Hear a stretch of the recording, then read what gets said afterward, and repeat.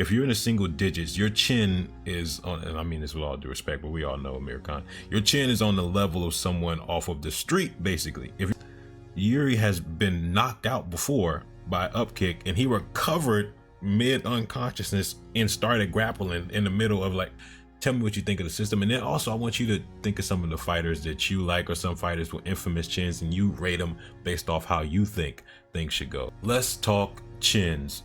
Obviously we've been on a chin arc talking about this specific attribute, the ability to take a punch, and here's my system that I use for judging chins, but I'll talk about this whole entire thing.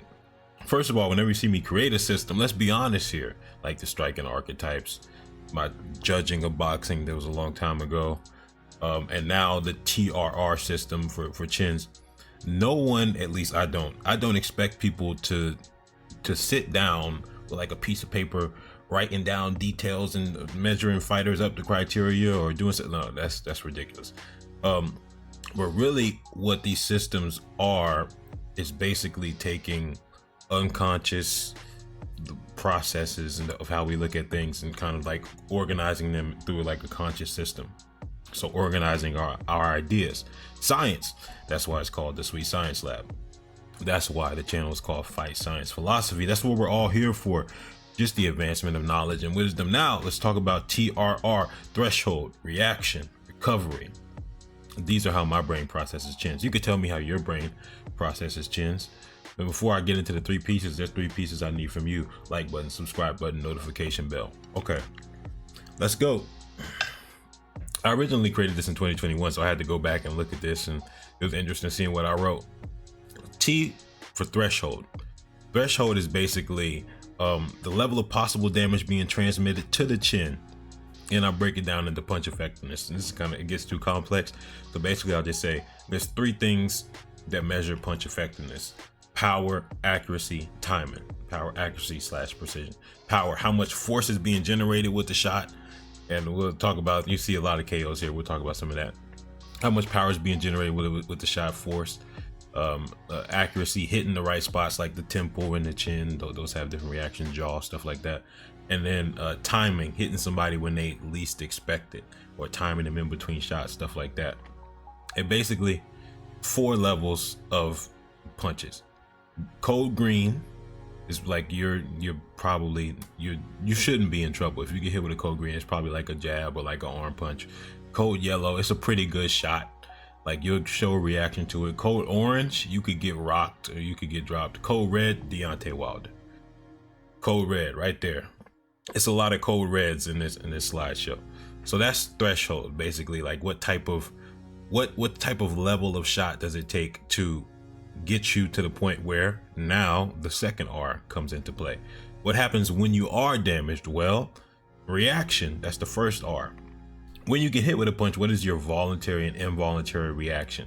Physical involuntary reactions can be things like legs wobbling, stiffening, being dazed, not being able to balance properly, eyes rolling in the back of your head, body weakening, not being able to properly hold your natural guard.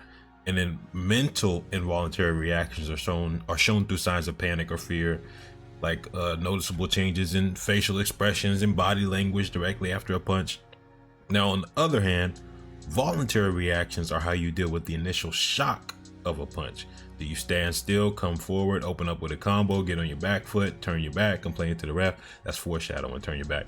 This is like, I list like 30 different things. I'm not gonna say shell up in a high guard, start circling, blah, blah, blah, blah. One of the important things about the reaction part, just the first R in TRR, and obviously people have different involuntary reactions to different shots. And I'll go there before I go to what I'm about to say. Like if you get hit on the temple, your legs kind of melt. If you get hit on the chin or the jaw, you might just completely go unconscious. But the voluntary part gives room for psychological aspects of the chin, which I think is kind of an underrated part of the chin. There's the physical durability, but then there's also the mental durability, and that does play a role. Like, and this, I think this is before I even was deeply into Muay Thai in 2021, or deeper than I'm deeper now than I was back then. Like in Muay Thai, the scoring does take into account how people like react to shots. So you're not supposed to show signs of pain or discomfort when you're getting hit and stuff like that, because they score that. if you show that those shots have effectiveness. So there's a mental aspect of just like acting like it doesn't hurt, which, and you know, fighting is often compared to a game of acting, meaning look at Canelo, he got blasted, he's like So yeah, when you get hit with the shot, how do you react to the shot? How do you recover from the shot? Now that's the second R: threshold, reaction, recovery. So recovery is the simplest. How long does it take for your reaction to no longer involuntarily demonstrate itself? So if your legs get wobbled, are your legs wobbled for 5 seconds, 60 seconds? That's how long does it take for you to recover in that sense. And then how long does it take for you to get back to a clear head, refocus, remain poised like you were before the punch? So obviously sometimes everybody has a game plan until they get punched in the face. That's been repeated so many times, not just on this channel, but in general. So sometimes you get rocked and wow, what great timing. Because the game plan, for example, for Devin Haney got thrown out the window when he got rocked. For some people it's like that. So one interesting thing about recovery and reaction is sometimes when fighters get rocked, it's real subtle and their legs don't necessarily go. They still look like they're all there. But what you'll see, especially with heavily reflexive fighters, that like when they use reflexes and reaction time for their defense, they struggle avoiding the shot. So like the reaction time gets doubled. So if they were taking like a couple 100 milliseconds to react to a shot, now they're taking 400 milliseconds, and it's like these shots are getting to them and they were avoiding them before. But that's just something that I've noticed before, what I've seen with reflexive fighters when they get hurt. And again, this is my first time looking at this since 2021, so it's interesting to see the psychological aspects play a very important role, because they honestly do. What you'll notice with people that have great chins, Canelo and Triple G, for example, they get hit with big shots and they shrug it off, like Canelo literally did. Not just physically they eat the shot, but mentally they act like it had no effect on them. And that's also part of the chin, because every punch hurts. In the moment, obviously it doesn't hurt as much. Like a lot of the pain comes after fights, but it's still very painful in the moment. Getting punched in the face is just, yeah. Unless it's a liver shot, then you have no choice. That's involuntary. But we're talking about chins. I'm not mentioning body shots because that would be body health, not chin health, right? I will rate threshold 1 through 10, reaction 1 through 10, recovery 1 through 10. And Canelo and Triple G have near maxed out stats in all 3 categories. Threshold for Canelo is like 8.5 or 9. And basically what that means is he's either gonna have to face someone that hits very hard and is very accurate with very good timing, or he'd have to move up and face a hard hitter. Like in order for somebody to pass through the threshold of hurting him, yeah, that's what it would take. Threshold for Triple G is a 10, basically meaning he'd have to go up some weight classes. When we're talking about chin, by the way, not body shots, because Triple G has been hurt to the body. Reaction 9.5 for Canelo, because there you go. 10 for Triple G, because he doesn't even act like he got hit. Recovery is theoretical for Triple G because we never seen him get hurt to the chin. Again, not to the body. If you can tell who that is in this clip, you can tell who I might be looking at next. So for recovery, I might as well just say 10 for Triple G. Recovery for Canelo is probably 8 because the one time he got rocked early in his career, he recovered pretty well, although he definitely did get hurt. So they both score in the high 20s, which means they have all-time great chins, basically. If you score in the high 20s, like 27, 28, like that means your chin, yeah, you got an amazing chin. Let's look at the other side of the spectrum. Amir Khan, threshold like a 3 out of 10. Reaction 1. Recovery 3. If you're in the single digits, which he is, because he gets 3, 3, 1, 7. If you're in the single digits, your chin is on, and I mean this with all due respect, but we all know Amir Khan, your chin is on the level of someone off of the street, basically. If you're in the single digits, your career is in jeopardy. And by the way, the worst possible reaction you can have is getting knocked unconscious, which Amir Khan has a history of getting knocked unconscious. But the reason why I say 3 for threshold is because he doesn't get hurt by everything. He gets hurt by a lot of things, but not everything. So like 3. Like I think like average people that don't really have a chin and like the eyes to see shots coming, they would, yeah, the shots that he gets hit with, they would put those normal people out too. Devin Haney and Anthony Joshua. I'm noting out some pretty famous chins, infamous and famous chins. Haney probably has a threshold of 5 out of 10, so like a decent average, like boxing punch can get to him. He's not gonna get badly hurt, but if he gets, basically he's a 5 out of 10 because if he gets hit by anybody with legit power, it's a problem. Reaction for Devin is 3 out of 10. Not only does his legs go, but his voluntary reaction often gives away how hurt he is through clinching. So reaction 3 out of 10. Recovery 4 out of 10. He generally takes a while to recover once he's hurt, whereas some fighters recover almost immediately. His recovery, yeah, that's one of his weaknesses, and so is Anthony Joshua's, which we'll get there in a second. Anthony Joshua's threshold relative to heavyweight 5 out of 10, meaning it's easy for, you know, heavyweights to rock each other, and he's no exception there.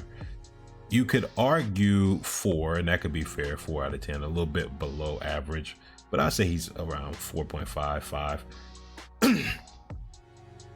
I would say reaction 4, recovery 3.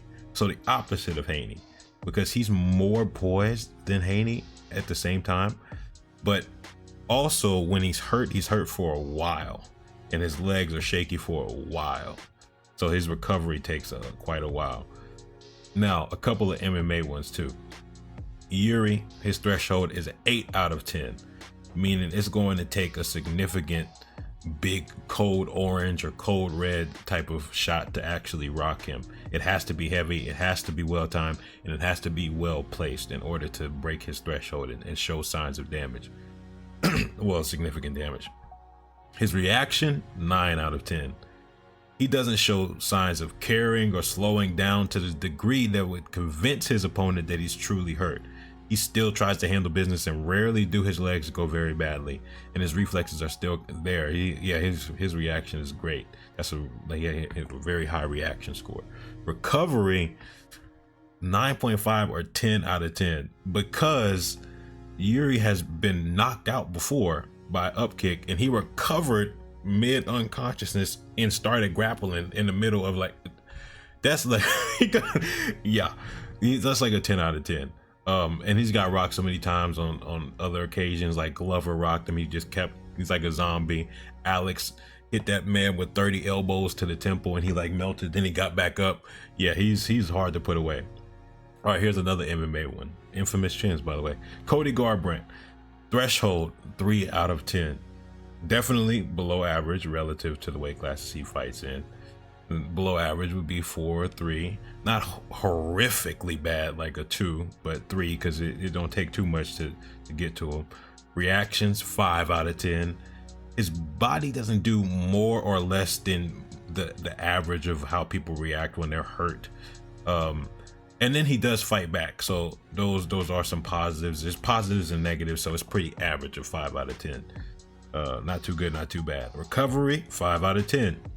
Again, it takes him about a decent amount of time to recover, like a pretty average amount of time.